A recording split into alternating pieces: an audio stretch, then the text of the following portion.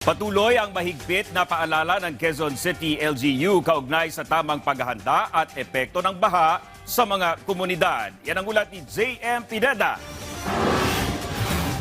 Madalas nakakapaghanda ang pamilya ni Nanay Flora sa tuwing bumabaha sa kanilang lugar.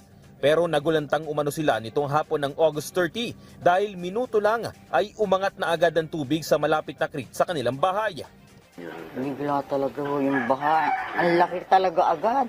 Pasok talaga sa amin dyan, mga kapitbahay namin. Sa loob ng bahay ninyo, pumasok po ba o hindi naman?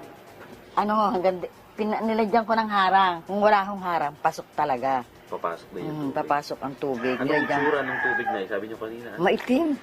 Itim na parang malangis-langis ba? Minsan ninenervyos ako. Kasi nga, pag andyan na yung tubig siyempre mababasa ang mga gamit. Ang kapitbahay naman niyang si Nanay Sinaida, bagamat hindi gaanong inaabot ng baha ang bahay, matindi pa rin ang kanyang pag-aalala sa mga kapitbahay na minsan daw bubong na lang ang natitirang kita sa mga kabahayan. Siyempre po, matatakot kami. Hindi man kami binaba, natatakot kami para sa kanila kasi tumataas talaga yung tubig. Kabilang ang ilang lugar sa Quezon City sa lumulubog sa tuwing malakas at tuloy-tuloy ang ulan sa Metro Manila.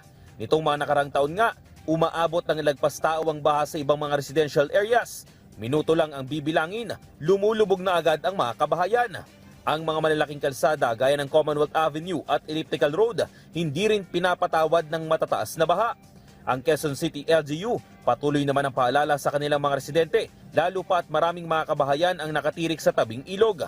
Sa kanilang website, nakalagay dito ang mga tamang gawin bago, habang at pagtapos ng baha.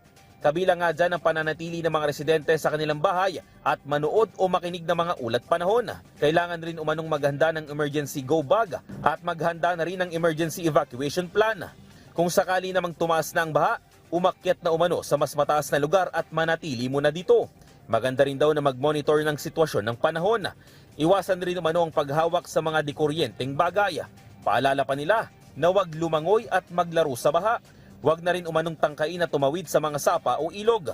Pagtapos naman ng baha, iwasan muna ang pagbubukas ng main switches sa bahay o mga appliances. Simulan na rin daw ang paglilinis ng mga bagay na nalubog sa baha na maaaring kontaminado ng mga sakit.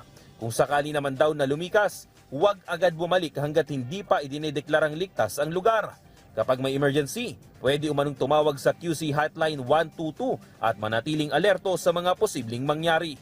J.M. Pineda, para sa Pambansang TV sa Bagong Pilipinas.